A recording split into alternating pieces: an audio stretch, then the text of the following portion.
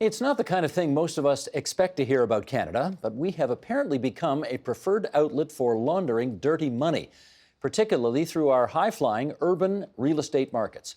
Some estimates put the numbers in the billions. The federal government earmarked funds in its most recent budget for a new anti-money laundering task force. Here for a closer look, we welcome James Cohen, Executive Director, Transparency International Canada, Frederic R. Miller, Forensics Anti-Corruption Managing Director at PricewaterhouseCoopers LLP, Charlene Cieslik, Chief Anti-Money Laundering Officer at the cybercurrency platform Coinsquare, and Barry Cohen, a realtor specializing in the Toronto luxury real estate market. And I want to thank all of you for coming in tonight to help us out with this. Thank you. Thank you. Thank you. I think we have more. We've set a record for Cohens on this program right now. Half the guests are Cohens today. And Sheldon, you want to go to a wide shot here for a second? Do you like the Benjamins hanging in the background there? Oh, they're not Benjamins. Sorry, the Robert Bordens. We got a bunch of Robert Bordens hanging in the background. Fred, what is money laundering exactly? Well, basically, think about it as the ability to take illegally gotten funds, illicit funds, and move them to be clean funds, and go through a process of placing them in financial institutions, removing the taint on them, and then making them available for people to use in a good way from that standpoint. In other words, it's clean money and I can use it as I wish, and it doesn't have the taint. Is it relatively easy to turn dirty money into clean money? It's a lot easier than people think it might be or should be. Why do we call it snow washing in Canada? Right, well, that was a term that was actually found in the Panama Papers, if we all remember that, a number of years ago, not that long ago, actually. And basically, the CBC and Toronto Star did a deeper dive on the Canadian aspect of the Panama Papers, and it was the intermediaries who were basically using the term to their clients of bring your dirty money from overseas and bring it to Canada, and there'll be cleaned like the pure white snow. So we've been working on this issue of beneficial ownership transparency, which is a kind of convoluted term, and it turned out that the crooks basically coined a better term for us to explain it to Canadians. It's a very Canadian term, isn't Yes. it? Snow washing. Okay, I know what you do. Transparency International is a well-known organization. I know what realtors do. I've heard of PwC. That takes us to you, Charlene, because I never heard of Coinsquare. What does Coinsquare do? Oh, that's too bad. We're a digital asset trading platform based here in Canada. We're A digital asset trading platform. Okay, So tell me even what that allows means. you to buy and sell digital currencies such as Bitcoin. People tend to use Bitcoin as the name for all digital currencies, but there's a lot more than just Bitcoin. So Bitcoin's just one of them. Yeah, it's just one of them. We sell about 8 or 9 at this point. I have to keep checking sometimes. Can you name some of the other ones besides Bitcoin? Ethereum, Litecoin, Dogecoin, Dash. So those are some of the ones we offer. And lots of people have heard of these, just not me. I think a lot of people have and are starting to. What do you do there? I'm the Chief Anti-Money Laundering Officer of Coinsquare, as well as the Chief Privacy Officer. Which means you do what? I try to ensure that the dirty money that we just spoke about doesn't get onto our platform, or at a minimum, if it does, that we find it and meet our regulatory obligations to report it to the federal authorities. Because dirty money isn't just like the stuff hanging on the wall behind us. It's also in the alternative currency world as well. Yeah, I would say alternative currency is just an old wine, new bottles. If there's money, there's a way that a criminal is going to try to get it. That makes it dirty money. And everybody needs to clean it to use it, whether it's digital or otherwise. Now, because, other Mr. Cohen, because you deal in the world of luxury homes, do you know if you see a lot of dirty money in your world? Well, I don't think I've seen it firsthand. I'm sure I've dissuaded in my processes.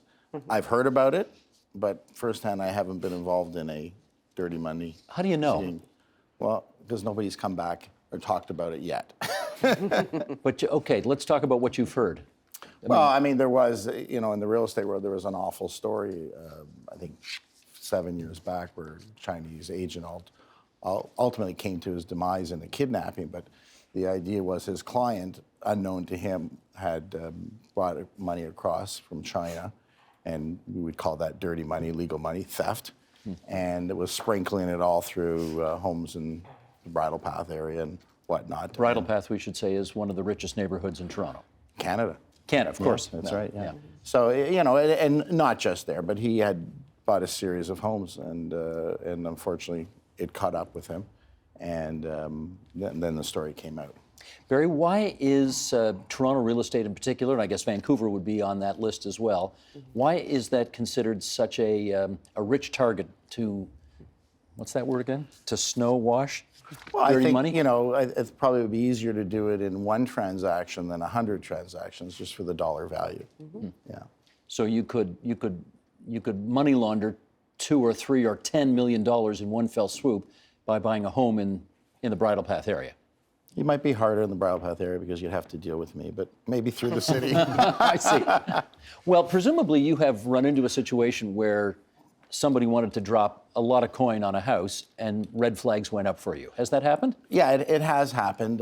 There was one matter of cash. I didn't see it. It was through the agent who had called me and said, would you accept cash? And I said, no. Cash for what price home? It was a $17 million home. But they weren't offering they were only offering the deposit in cash. And the other was a scenario where it was an incorporated company. It wasn't a numbered company. I'm very mindful of those as well. But it wasn't a provincial company. It was something through the U.S. So, you know, you need to ask questions. And what you often find through this question process is that where you're dealing with another agent, as much as they appreciate the questions, they've never asked that of their clients. So I've been thanked, you know, for asking these questions. Well, I don't mean to sound naive about this, but is it illegal for you to take dirty money to broker the sale of a home? Absolutely. It's I understand why it's illegal for them to use dirty money, but is it illegal for you to take it, maybe unknowingly? Well, it's not illegal unknowingly. It's illegal to trade in it, but unknowingly, no, I would be an innocent party. But And there's the concept of willful blindness. right. So if you claim you don't know, but you should have known or you ought to have known, that is subject under the Proceeds of Crime Act. Are you ever willfully blind, Barry, on these Never. matters? You are never willfully blind. Okay. Maybe you could pick up on that, Fred. Why real estate is such a rich target for trying to snow wash dirty money? Well, I think one of the things that's already been mentioned, which is you can cover a whole lot of dirty money in a very short amount of time. But another thing is there's certainly here in Canada a tremendous ability to, shall we say, get around some of the tougher challenges in other jurisdictions to wash the money. I mean, basically here you have a great much higher percentage of higher end homes being bought where they're either being bought with cash or they're being bought through alternative financing. It's not going through BMO. It's not going through Scotia. It's going through really alternative financing situations or mortgages that are, let's say, non-traditional, and it enables people to get around the rules easier. I mean, it's just it's kind of a crazy situation. But when I always say, when the people who are the dirty money people are saying this is the place to go, you've got a problem. Right. James, can I follow up with you on that? Because we had a guest in here several months ago on a book. He was the author of a book called House of Trump, House of Putin. And he basically reveals, maybe for the first time in the book, that Donald Trump sold a lot of his Trump Tower units to Russian oligarchs for cash. These were numbered companies, and it was, presumably an opportunity to clean up some dirty money from Russia. I mean, if somebody's going to put $10 million down on a house in cash, shouldn't red flags be going up automatically? I mean, red flags should be going up, and as Barry pointed out, he saw the red flags and raised them. The issue is that there's not necessarily a lot of enforcement going on in a lot of other realtors. We have a very low reporting average or reporting rates amongst realtors in Canada. Suspicious transaction reports were around 200, I think, in a 5-year period up to 2016, out of millions of real estate transactions. And you have to think that that's not an indication that there's no dirty money coming into Canada. It's an indication that not enough is being done to raise those red flags. And so cash transactions, non-regulated lenders, these aren't illegal in and of themselves. They're just major gaps. And so there needs to be more enforced reporting. And even FinTrack, our national oversight body and international body, the Financial Action Task Force, have flagged that Canada, especially real estate areas, are a huge vulnerability because of the gaps we have in our legislation and in our enforcement here.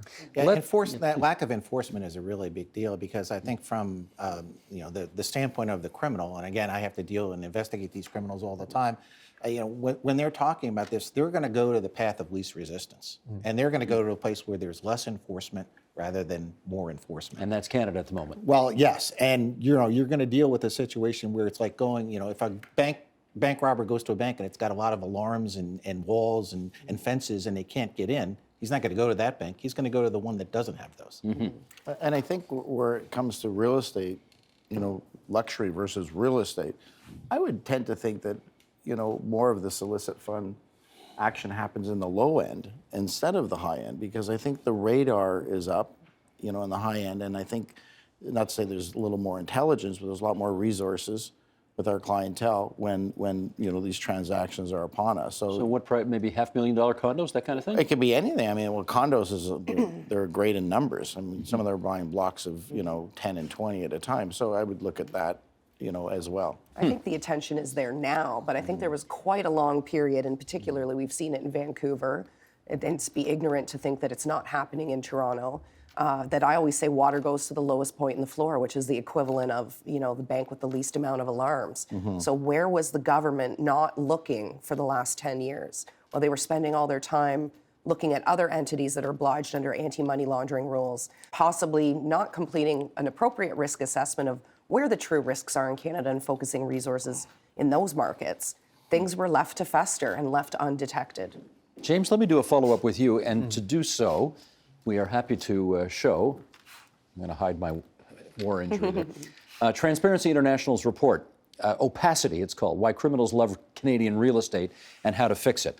And let's just pluck a quote out of here and we'll get you to comment on that. Vancouver is not the only Canadian target for criminals who want to hide dirty money in real estate. Torontonians are facing similar pressures as Vancouverites with mounting property costs, a housing affordability crisis, and increasingly homelessness, despite many properties remaining empty. While some of these vacant properties might sit as investments for legitimate money, a worrying amount slips past regulators who do not really know who owns what, nor how much is being used for money laundering and tax evasion. I want to get a sense about what the broader implications for housing in general are because of all this. What are you seeing? Right. Well, I mean, we have seen the housing market skyrocket in Toronto, Vancouver, and we would never say that illicit financial flows into property are the reason why it's going up. There's a number of factors that are going in, including the natural markets. But the point is that it can slip, or illicit financial flows can slip in there, and it is in the interest of money launderers to buy high-priced valued properties to get a large amount in, and especially because they can use a number of companies or cash. It can wind up driving the prices. And if we're looking at also a crunch in real estate, I mean, there's another conversation about commodification of housing here, but there's also the idea of, are we losing out homes and condos that people need to live in for safety deposit boxes in the sky for people's dirty money, for tax evaders, for kleptocrats? Because I gather a lot of neighborhoods, well, I don't know about a lot. Some neighborhoods are just sitting vacant, right? Yeah, this is anecdotally and even through studies of the property that is sitting empty. And again, it's not necessarily illegal, but there's enough gaps in our system that allow the dirty money to slip in, and nobody can truly tell what is dirty and what's not. Right. You're going to face a buyer here who isn't going to be worried about price. Because to them, the higher the price, the better, because they're trying to, again, clean up the money. What can realtors like you do to stamp this out, if anything? Well, be suspicious, firstly. Ask a lot of questions. We have questionnaires that we ask the other agent when they're showing our houses, and we know that 9 out of 10 times they've not asked these questions, and they are going back to the other side. When it's my own client, of course, I ask the same questions. What kind of questions? Well, just, your history with the buyer. I mean, those are simple questions, but then we get into, do you have any credit references? What steps have you taken to ensure that they have the ability? I ask for their companies, personal names. I don't always get it. Can I Google them? These are all, just points that, if something's out there, you'll start to see a pattern form. Can you ask for photo ID? I can ask for photo ID. Have you? To a point. I can ask, I cannot demand. So there is a little bit of an unplaying playing field here where the seller puts their name on MLS, but the buyer doesn't. So this is kind of a problem for a lot of industries across Canada, not just real estate, is the idea that you don't always know who the true buyer is or the beneficial owner, because we have no way of truly demanding that, save for a couple of industries in Canada, mostly our financial institutions. But real estate is not demanded to ask for beneficial ownership. And then under alternative money lenders, there's a lot of other anti-money laundering regulations that aren't required there. So there's this bigger issue of Canada just doesn't know who is who, especially behind number company 1234, XYZ, number company QE7, and so on and so forth. If I could just add to that, though, real estate agents and developers have been added to the Proceeds of Crime Act, obliging them to do these things since 2007. So that's been a long time, except that, again, nobody has enforced their responsibility to do these things. So you do have an obligation to ask these questions. You do have a legal obligation that is supported by law to know who is buying the house, to know who's behind a corporation, to do due diligence. The rules are the same across most industries that are under the Proceeds of Crime requirements. And that's what I do every day as a chief anti-money laundering officer, is make sure my company is following those rules. If you're an independent real estate broker, you don't have a large company that has a program in place and has, rules and regulations that you have to follow in order to make a sale or be part of a sale, then you're probably not set up to have this whole program and the legal rights and the training and the head of the program that is supposed to be there by law. I don't know that that's the case, because you have an obligation and it is being enforced. FinTrack has been to our office a number of times, laid down the guidelines. We do have compliance officers. We are not forensic accountants. We do go to a certain point. As I said, I'm suspicious with numbered companies and corporations and ask for articles of corporations. Where there might be a loophole is, our concern is the other agent who's presenting an offer on my property may not have done the same. But I would like to believe they're as conscientious as I am. But it sounds like the law of the country almost puts you in a position of being part of the law enforcement team surrounding all this. Yeah, to a certain point. But I mean, we can't do like the bank. We don't have the tools and the access to investigate. Yeah, I think that's a great point. One of the things that clients in your business come to us all the time and say, we just don't have the tools. Right. We don't have to investigate and so to on. do what banks do and other organizations. And to that I say, some of these things can be done for a very small amount of money. Well, listen, we don't have the tools either. So and you have to do it every day. And I've worked at banks, so I've worked at a lot of banks in Canada. I've been a consultant for banks. I do wholeheartedly agree with you about making a private business become the police state. That seems a little bit, to me, misguided in a way. You're pitting someone whose main interest is making money to be the person to try to detect whether money is illegal or not. It's a conflict of interest. And I just feel like there's a continual pushing down of policing and oversight responsibilities into private businesses. Inappropriately so? I think inappropriately so, because again, we're not given the tools. We don't have access to police record databases. We don't know who criminals are. You have to have red flags and assume and make these assumptions and put together this reasonable grounds to suspect. Based on what? If your training is not in law enforcement, your training is not in investigation, there's a lot of leeway there for subjective judgments that may or may not be correct. And this comes to the idea that not even law enforcement always knows who it is. And this is where we get back to this overarching issue of beneficial ownership. And if we had registries that gave access to more businesses, there's a lot of this guessing work that basically goes away. So right now, a lot of the pressure is on the financial institutions and then also on the realtors and other businesses. And we're treating this information of who truly owns a company like it's private property, as opposed, and that increases the cost, it increases the risk to business, as opposed to making it readily available to these reporting entities to lower their burden. I want to get Fred's take on that. Do you think governments and law enforcement inappropriately put pressure on private sector entities to deputize them into being part of their operation? I don't buy into that, to be perfectly honest. I do think that there is a push now. There's no question about that. But again, if people are really serious about this, okay, and really want to, not be the dry cleaner that when somebody presents the bloody suit, say, oh, how'd you get that blood all over that suit? Or just, I'll just clean it for you, okay? You don't want to be that person. So I think it's a situation where you want the people to want to do the right thing. You want the people to be and have the tools in order to be able to do this. And the tools are always, not the most expensive. I mean, banks spend millions and millions of dollars every year doing these kinds of programs. And, other companies can't spend as much perhaps as they can, but they can do some things. And I think the push down is appropriate. But the real question is, who do we want to be? What do we want to have in our system? And there's lots of tools out there that aren't being used right now. I think James's study points out some other jurisdictions that have used some tools that are really working. We'll pick up on that in a second, but tell me something. Can you buy a house with cryptocurrency? It's not an easy answer. The answer is no, kind of. We had at Coinsquare, we did have a real estate office attempt to make a purchase, sell a condo for cryptocurrency, and there's a lot of paperwork that goes along into opening that kind of escrow account to hold. But I would argue, A, it was a one-time thing. B, nobody bought it.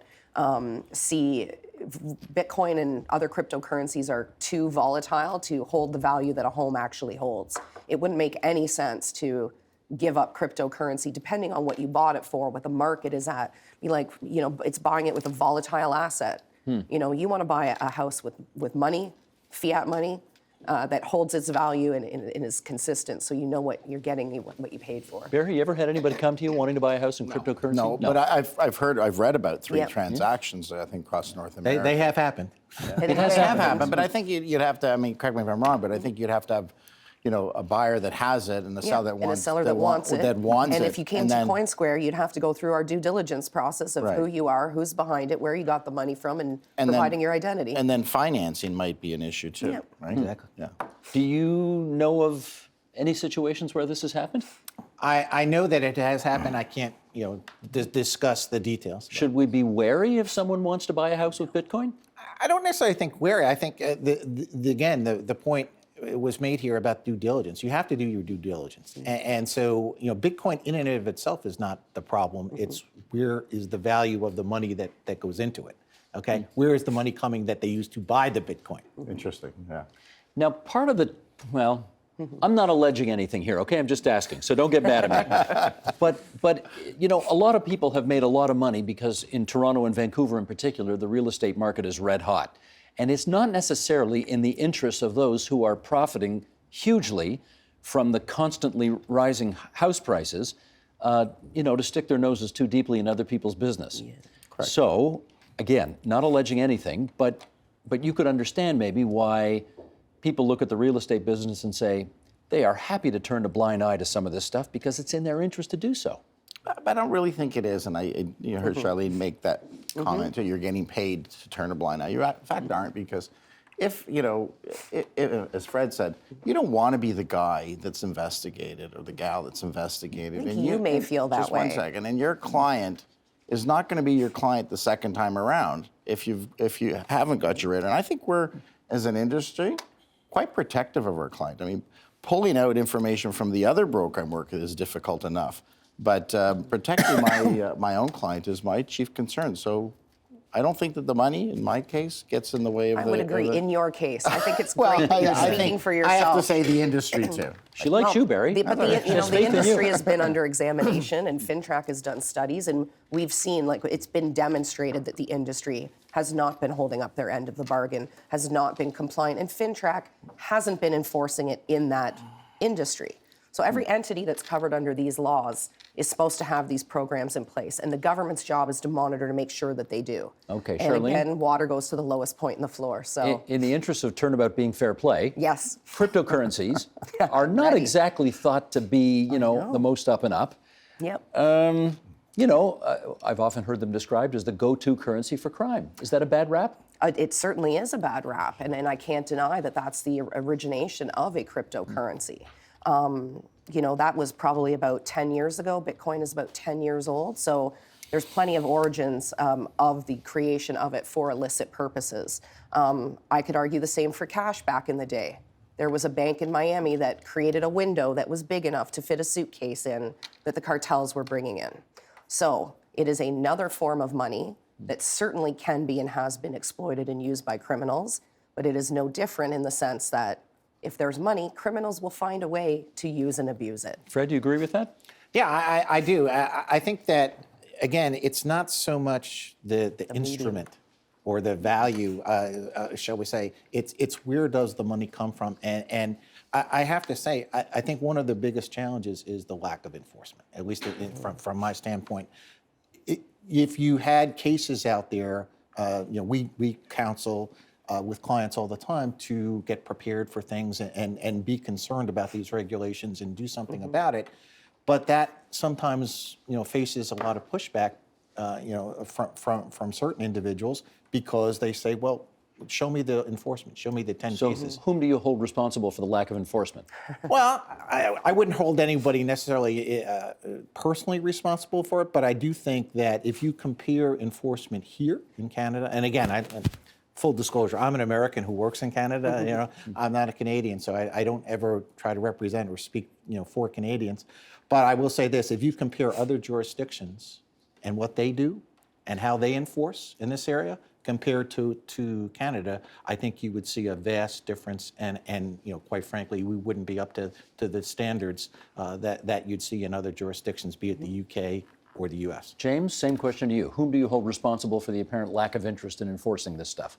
I think it's an across-the-board situation that we haven't really seen a kind of there on interest amongst Canadians. Now we're starting to see it in British Columbia, and there's still this perception in the rest of Canada of, well, that's a problem that's across the Rockies, and that's just Vancouver.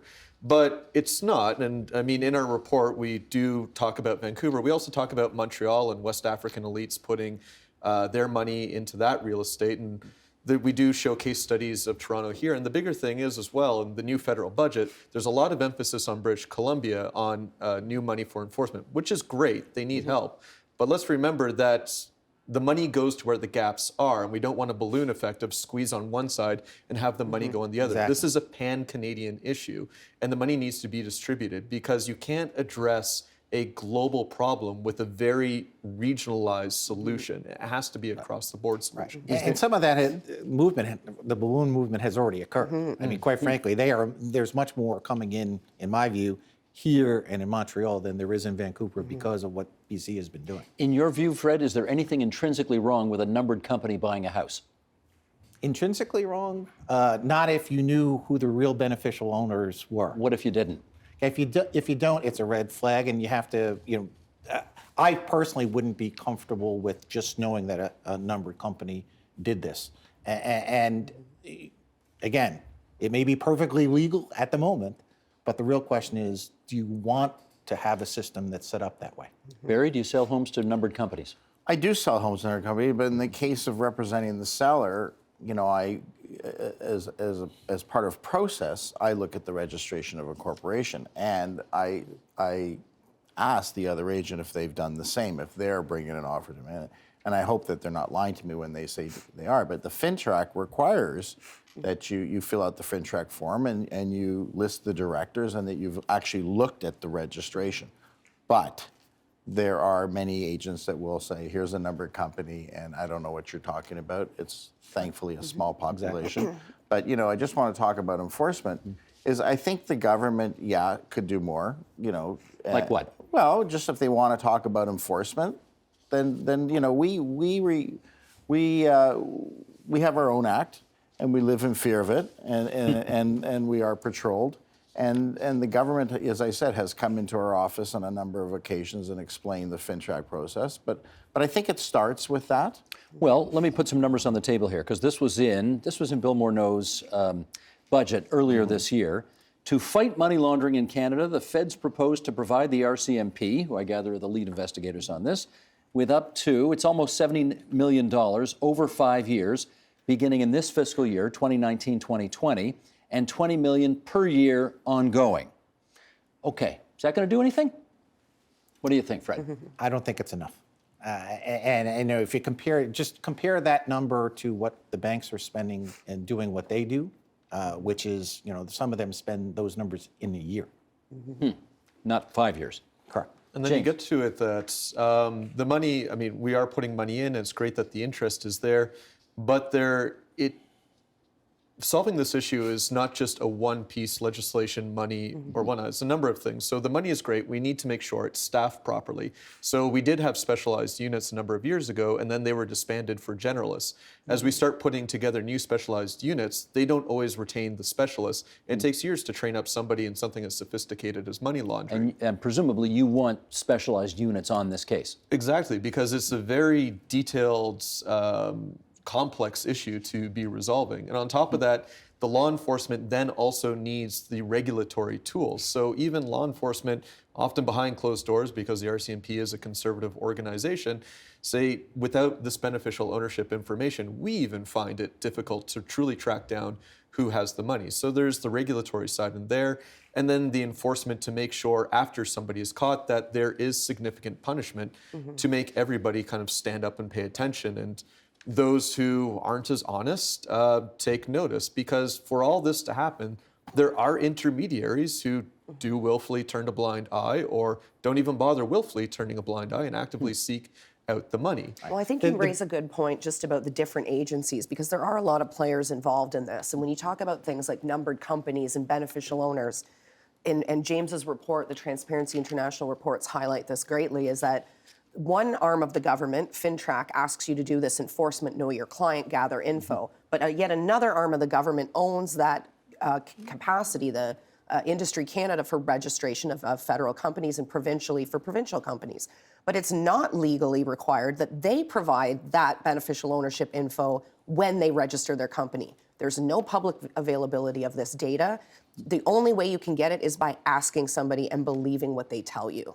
So if one arm of the government wants to enforce a requirement to collect info and another arm of the government responsible for that info doesn't ask for it, I think it's pretty obvious where the gap is on that. Left hand doesn't know what the right hand is on that doing. point of believing the information, so as Barry, you say, someone will give you the information on who the owners are. Even if they're not lying to you, it could be a nominee whose name you're getting, and you just don't have the information accessible to find out if that's true or not. So it's kind of slipping even by your checks. And so this is where we get to numbered companies, trusts, and even nominees, people selling their signature for $200. And a lot of these people who are selling their signatures don't really do due diligence whatsoever. Fred, can you just, without getting too deeply in the weeds here, give us a sense about how the forensic science on this works so that you eventually can catch up to the perpetrators? Well, it's not a perfect situation, but you have to really dig in, and again, you have to have knowledgeable people who've seen these schemes and know where they're likely to go and where they're likely to come from. But it's an age-old proverb: follow the money. You really have to go back to. It's like dealing with a Russian nesting doll. You have to, take it apart, go down to the next level. Dolls. Exactly. Take the next one, and go down and really follow it back to where it's really coming from. And when you do that, you sometimes hit blind alleys. You hit for example, you hit a brass plate company in, say in Switzerland or in Liechtenstein or someplace like that, and you can't go any further. That's as far as you can go. Now, sometimes you can go further, but it really isn't an easy task to do. How long is a typical investigation? Oh, some can be as short as a few weeks, and some can be. I just finished a very complicated one that was settled with the U.S. authorities that lasted 7.5 years. 7.5 years, my God. And they got him in the end? There was a DPA, and the company settled and paid $850 million. Whoa. Are you allowed to say who the company was? No. Okay. What percentage of perpetrators do you think ultimately get caught and punished? Ooh, that's a hard one. I've never really hazarded a guess, but I would say it's a small percentage. I was going to say, yeah, that would be my Something guess. like about 11% of money laundering cases in Canada actually lead to a conviction, I think. 11%. Something like so that. 89% of the people are getting away with it. Yeah. Huh. Doesn't that just say it all? You tend to catch the dumb ones. If you're caught, if you're one of that 11%, you are really dumb. Is that what you're saying? Or you just made a mistake. In other words, they're not necessarily dumb, but they made some kind of a silly mistake. Right. And it caught up with them. Somewhere there was a weak link in their chain, and that's what you do. Gotcha. This was fascinating. It's good of all of you to join us tonight here on TVO and help us understand this a whole lot better. Thank you so much. Appreciate it very much. Appreciate being here. That's right. Thank you. The Agenda with Steve Paikin is brought to you by the Chartered Professional Accountants of Ontario, helping businesses stay on the right side of change with strategic thinking, insightful decisions, and business leadership. Are you on the right side of change? Ask an Ontario CPA.